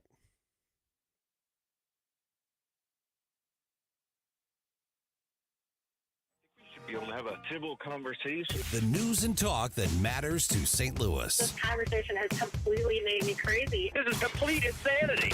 News Talk STL. Hey, everybody, it's Robb Carter. Did you know that every day 10,000 baby boomers turn 65 and need help deciphering their Medicare options? I want to tell you about my lifelong friend, Pamela Berry, Pilgrim Pammy. She has over 2 decades of experience dealing with Medicare insurance. She's an expert specializing in business owners, but she can assist you too. She'll help you navigate and uncomplicate Medicare. With nearly 70 plan options, special enrollments may be available. Call Pilgrim Pammy at 314-659-9841. Katie here, and I'd like to talk to you guys about Michael's Flooring Outlet. You could gain peace of mind with Michael's Flooring Outlet for your flooring and carpet installation needs. Their team of experts ensures that the job is done right the first time, providing you with attentive and a personalized service. Just like my parents, you can trust them to replace your old carpet with beautiful hardwood flooring. Visit one of their 3 locations in Dardenne Prairie, St. Peters, or Creve Coeur, or check them out at igotfloored.com. That's igotfloored.com. When you're approaching retirement, there are a lot of questions to answer. Do you have enough money to fund your income for life? How should you claim Social Security? And what's your plan for health care and long-term care? Hi, I'm Eric Robert, Director of Investments with the ClearPath Wealth Management Group at Stifel and host of On the Money Saturday mornings at 9 on News Talk STL 1019. Don't leave your retirement to chance. It's crucial to understand and address relevant risks before you retire. Our team can help you get organized, guide you through critical retirement decisions, and create an investment portfolio designed around your needs. To schedule your free retirement plan consultation, go to clearpathinvesting.com. That's clearpathinvesting.com. Or call us at 636-695-2650. That's clearpathinvesting.com or 636-695-2650. Stiefel Nicholas and Company Incorporated, member SIPC and NYSE. Rhino Shield is far superior to even the best traditional exterior house paint. Rhino Shield is 8 to 10 times thicker than paint and comes with a 25-year transferable warranty. Rhino Shield is the only ceramic coating company that has been chosen by Disney, This Old House, and 3 times on HGTV's Curb Appeal, where every episode is concentrated on unpainted brick, bonds and seals to stucco, wood, hardy, block, color lock, masonite, and more. No better product for those steel aluminum-sided homes that have become, chalky and tired looking. We coat sloped and flat roofs to extend their lives too. After 15 years, we've got a great reputation and a superior product. As long as it's affordable, why wouldn't you do it? Before you make the costly mistake of painting with traditional paint, you'd be best served to call Rhino Shield today. We are the experts and our evaluations are free. 877-25-RHINO or 877-25rhino.com. Tell them, ladies. No paint, don't Rhino. Go Rhino Shield. Never paint your house again. Rhino Shield. I'm Dr. TJ, owner of the Institute of Natural Health, co-owner of Optimal Nutraceuticals, and the host of Wellness 101. Wellness 101 is designed to cut through the nonsense and provide you common sense, science-based information regarding health and wellness. On the show, we discuss topics like thyroid health, gut health, hormone optimization, and many others. Our show airs Saturdays at 10 a.m. and 2 p.m. and Sundays at 11 a.m. and 3 p.m. right here on News Talk STL. For more information, visit us at inhstl.com. That's inhstl.com. Caring for a loved one is stressful. It's an emotional time, and we want our loved ones to get the quality of care they deserve. But the cost of long-term care is expensive. In the St. Louis area, it could be $60,000, $70,000, or even over $100,000. Can your savings handle this added expense? Fortunately, News Talk STL listeners have an expert right here. Financial strategist Chris Cooper of Serenity Wealth Management shows families tax-efficient strategies to fund care needs. Whether planning in advance, have health concerns, or living in a care community today, solutions exist to fund the quality of care you deserve. Hi, I'm Chris Cooper, and I'd love to send you a free copy of my new book. You'll learn about strategies to empower you and your family, protect your savings, and make sure your loved ones get the quality of care they deserve. Visit SerenityLTC.com. That's SerenityLTC.com. Investment advisory services offered through Alphi LLC, SEC registered investment advisor. Insurance and education services offered through Serenity Wealth Management.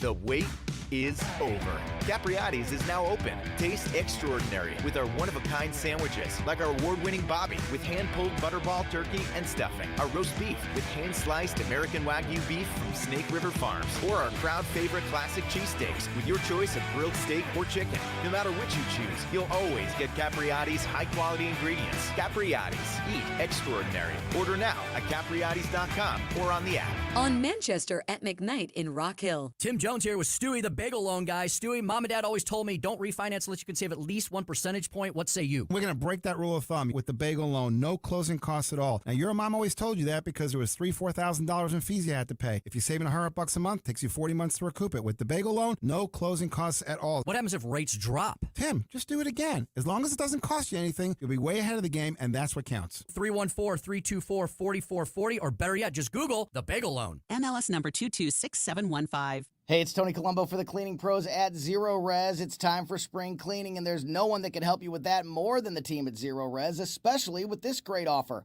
Book a cleaning in March, mention the Colombo special, and you'll get 3 rooms of carpet cleaned starting at just $119. Plus, you can take $50 off your air duct cleaning and 20% off your upholstery, which is a service we've used many times. Just mention the Colombo special when you call 314-474-2020 or book online at ZeroResSTL.com. Southern Armory, your hometown gun store. Come and be more than just a customer. Southern Armory, we carry the best guns, holsters, knives, magazines, ammunition, and even food storage. Special orders are welcome. Southern Armory, 1 mile east of 270 and 44, 9901 Watson Road, and SouthernArmory.com. That's SouthernArmory.com. Whether you're purchasing your first firearm or adding to your collection at Southern Armory, you're more than a customer, you're part of the family. Follow Southern Armory on Facebook or at SouthernArmory.com. KLGY HD3 Clayton, K270BW Bellefonte, KNVS Bowling Green. This is News Talk STL at 1019, 94.1, and always streaming at newstalkstl.com. This hour of News Talk STL brought to you by Chris Cooper and Serenity Wealth Management. Discover little-known strategies that could be the difference between choosing the care you deserve or having someone else decide it for you. Get a free copy of Chris's book at serenityltc.com. From the Michaels Flooring Outlet Weather Center. First alert for Chief Meteorologist Steve Templeton. More scattered showers overnight. Some thunder Friday morning and afternoon possible, but generally just off and on waves of showers. But temperatures are still above normal. 53 for the low. That's our normal high. And 63 in the afternoon. But it's a cool day overall. Damp, cloudy, and wet weather on through Friday night. Now, the cold front does pass through and dries us out after some early morning rain Saturday. It's dry Saturday afternoon with gradual clearing, but it's cooler behind that front. A high of 50 and breezy Saturday. Sunshine Sunday with a high of 57. That's the latest from the First Alert 4 Weather Center. I'm Chief Meteorologist Steve Templeton. I think we should be able to have a civil conversation. The news and talk that matters to St. Louis. This conversation has completely made me crazy. This is complete insanity. News Talk STL. It may be cold outside, but one of the best ways to warm up this winter is with a visit to Johnny's Hideout in High Ridge, Missouri. Located 10 minutes from 270 in Gravois, Johnny's is the go-to St. Louis sports bar and grill experience featuring over 30 big TVs, full bar, excellent, awesome food featuring the famous Johnny Dow's chicken wings, live music with local musicians, and a huge game room. Johnny's Hideout opens 7 days a week for lunch and dinner. Check out the speaker of the house table on your next visit. More information, jhideout.com. That's jhideout.com. Johnny's Hideout in High Ridge. Tony Colombo here, reminding you to visit my friends at Bluff City Outdoors in Alton before your next trip into the great outdoors. For decades, Bluff City Outdoors has covered all the needs for area fishermen, and they'll always have all the best bait, tackle, and gear for your next trip on the water. And now they cover all your bow hunting needs, including their state-of-the-art indoor archery range and techno hunt system, open every day for you to come shoot, or you can join a league. Follow Bluff City Outdoors on Facebook and learn more at bluffcityoutdoors.com.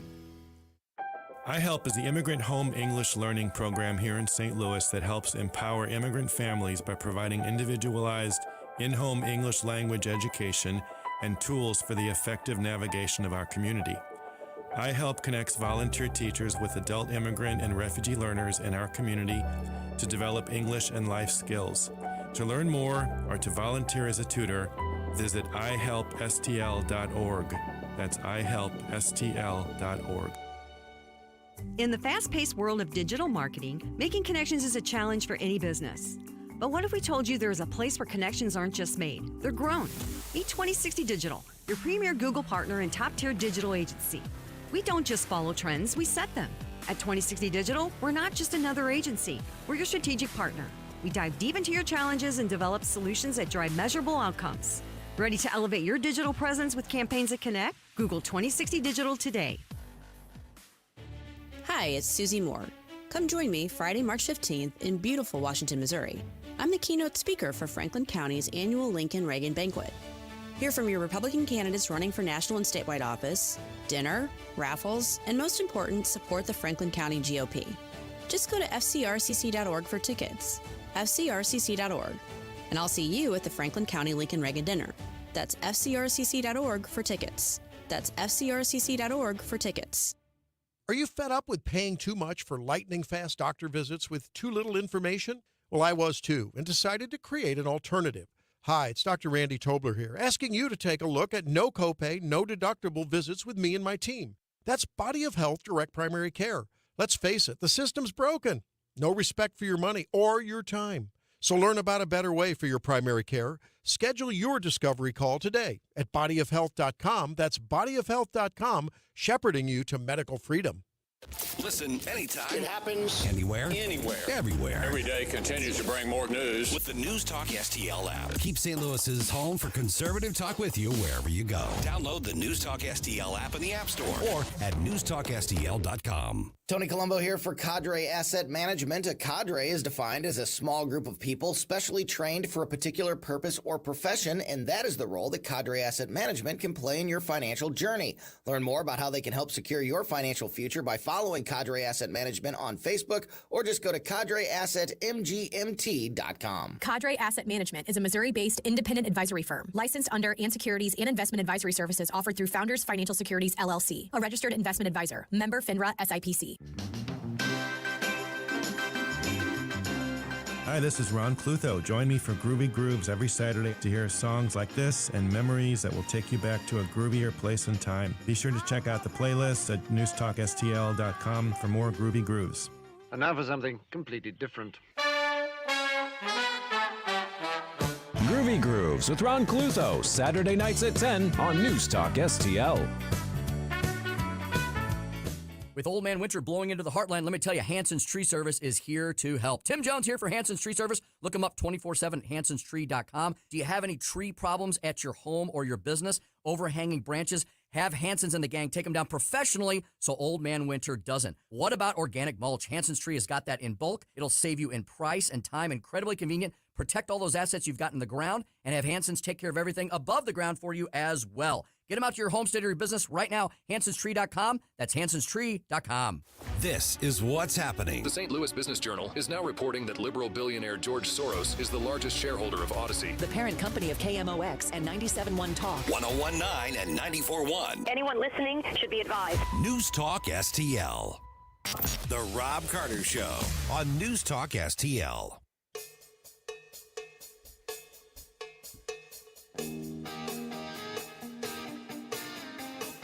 All right, everybody.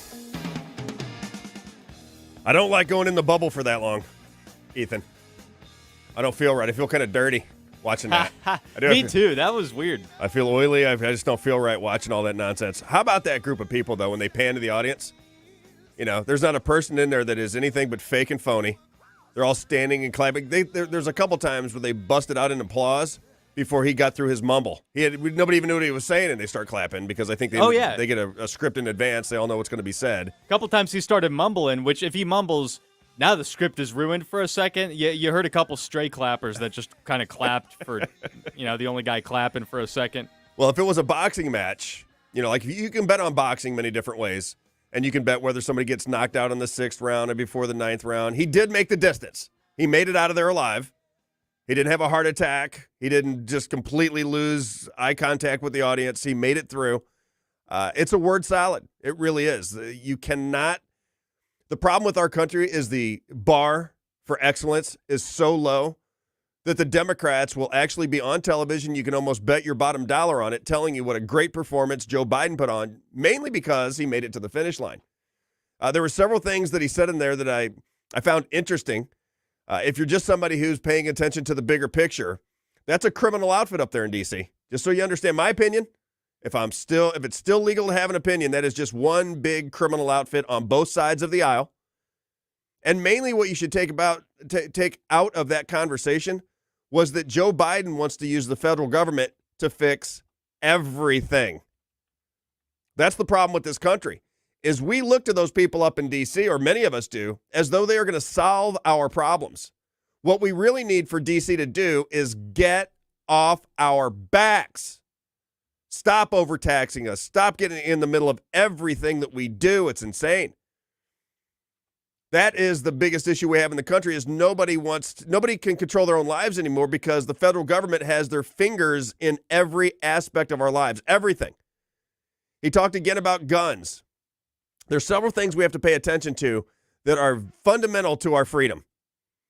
That idea that they want red flag laws, that they want background checks on everybody, that they want to restrict guns is the beginning of the process of stripping your gun rights down to nothing. At the same time, they're saying they want to fix the border when everybody knows they're not trying to fix the border. Everybody knows that. So to come out there and put that con job on saying we got to fix the border, they even started chanting, fix the border. It's the gall of these people is overwhelming at times, but I'm telling you, because of the conditioning we have in this country and people believe in that system up there, even though when they watch them, they look at him with Nancy Pelosi, You got Kamala Harris like a seal.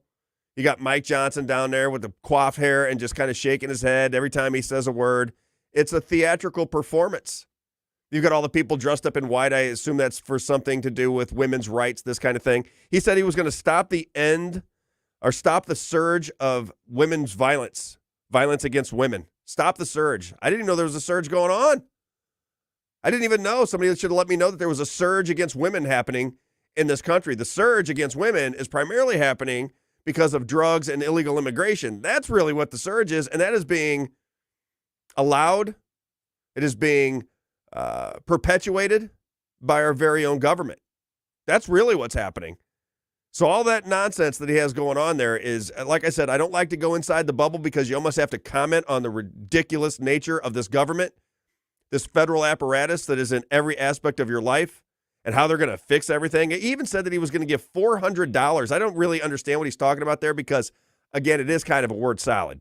I mean, if you're being honest, Democrats, even the Republicans that are going to say that he at least made it through, it is a bit of a word salad. He mumbles and stumbles and bounces from subject to subject. You have no idea what the guy's really talking about on any of these issues. All he's going to do is send money for this, for that. He wants to get preschool. He wants education for kids. He wants to get your kid indoctrinated at age 3 and 4 now. He wants to apply money for that so we can get the kids at 3 and 4. I mean, why don't we just take the kids out of the womb, hand them over to the Democrats, and see what happens? That's really what they want. They want the indoctrination to start early, so by the time your kid's in high school, they don't like their parents. They got a completely skewed version of the world, and they have been indoctrinated past the point of no return. And you parents out there, you know this is happening. You parents that have to work your tail off just to survive, you know that your teenage kids are all over the map now because there is no structure within the schools anymore. There's no discipline. There's no nothing. Even in the better schools, even where there's the upper middle class, the schools are falling apart. It's crazy. What else did he say? He's going to spend more money for climate change than. This is how you know the hoax continues. This is where you see the criminal outfit. They give you all the things they're going to do for you. But then you see the criminal con games start to come around. Talked about how great COVID was and how when he came in, he had to fix it. Now they're going to cure cancer. They've been curing cancer for 20 years. Then he's going to spend more money on climate change to solve that problem than any president in history. So the con jobs of scamming you out of your money and building that network, because remember, that money goes all around the world or into the businesses that they approve within the Yellow Shirt Club members. Remember the Yellow Shirt Club members? They're in the corporations, they're in the government, they're in the media, they're everywhere, and they protect each other at every level. Don't forget that. Once you recognize who the Yellow Shirt Club members are, you see all of these cons come into focus. Which other one did he get at? That I want to talk about. The Freedom to Vote Act. I wonder what is going on with the Freedom to Vote Act. I haven't looked into this because, again, I don't like to go too deep into the bubble. But the elections are a complete and total mess by design. So I don't know what they're trying to get across with the Freedom to Vote Act. I assume that means that you can vote if you're an illegal citizen. It means you can vote 6 months before, 6 months after the election to get whatever outcome they want in any particular place. But the idea that the voting systems are not open to everybody who wants to vote is patently absurd. It's almost to the point where you're like in clown world. We had millions and millions of illegal votes come into the last election, and now they're saying we need to make it easier for people to vote. How easy would it be to vote? What else do you need? And the idea that it's racist to have same-day voting and voting in person, you'd have to explain to a black person why they can't get an ID and can't get out to vote. I mean, what could be more racist than that? And that's coming from the Democrats, who are always there to help our black brothers and sisters. Everybody should know better than that by now. What else did he get to? I'm looking at my notes here. He did call out Trump for the debt. I'd be curious to see what the Republican response to that is. He said that Trump brought more debt than any other president in history in 4 years. Like I said, $8 trillion. It's a big number. All because of COVID. All because of COVID. And you got to watch my special on COVID from a week ago Friday. The COVID Con Job. Go to rumble.com, seek out Robb Carter, find the COVID Con Job, and I lay the whole thing out. And we're going to continue that series. That's just one. We're just starting with the COVID Con Job. Once you understand that that was a con job, then all of these other con jobs, all of this other government intrusion into your life, all of this, we're going to spend money on this. We're going to spend money for education. We're going to spend money to save the planet. We're going to spend money to cure cancer. We're going to spend money for COVID. We're going to spend money for 3-year-olds to go to school. All you're seeing is the bribery of the citizen go all the way down into state and local level, all that federal money coming in to save you from yourself. That is the way this government works. That's the script that Joe Biden got to read. And it does seem to be never ending at this point. I just wish we had an opposing party that would talk about elections and freedom and dissolving the power of the federal government. Release all of that power back into the states. Just get out of our way. Capitalism and free enterprise will work just fine. Small businesses will explode if you just get out of the way. We have to get the federal government off of our back and return to the ideas of freedom, self-governing, self-reliance. Because if you get off our back, we flourish. But every time you try to help us, you weigh us down. That's what's happening, Joe Biden. That's what's happening to this country. We just got a few seconds left. It's a little bit of a bummer because I had a lot of information, but we had to go into the bubble tonight. It's tradition. We had to hear mumbling, stumbling, hair plugging Joe Biden for just a little bit tonight. We'll get back to the regular show tomorrow. I believe I have Scott Cooper. We're going to do a little bit of sports in the second half of the show tomorrow. At 8 o'clock, join me on the Robb Carter Show. Throughout these chilly Midwestern months, where are you going to go for some hometown goodness? That would be Espino's Mexican Grill. Espino's Mexican Grill located in 17409 Chesterfield Airport Road. Serving up ooey gooey Mexican authentic goodness every single day of the week. I've been going to Espino's for years. They got the Taco Tuesdays. They got the awesome menu. They got the coldest drinks in town. And it is the fresh alternative to your typical Mexican fare. That's Espino's Mexican Grill, Espino'sMexicanBarGrill.com. Go to Espino's today, 17409 Chesterfield Airport Road. We'll see you there. Hello, this is Chad Clayman with Clayman Group, KLAMEN Group.com, where we buy houses direct and as-is condition with no middleman involved. I recently bought a house from somebody that was embarrassed to let me in the door. There was stuff all over the place, and the entire house smelled like smoke. However, we were definitely able to see the potential. We gave them a great cash offer that they were very happy with. So if you have a house that isn't in the best shape, maybe in some disrepair, we're interested in making you an as-is cash offer. Please reach out today, KLAMEN Group.com. The Herzog Foundation is the vision of its founder, Stanley Herzog.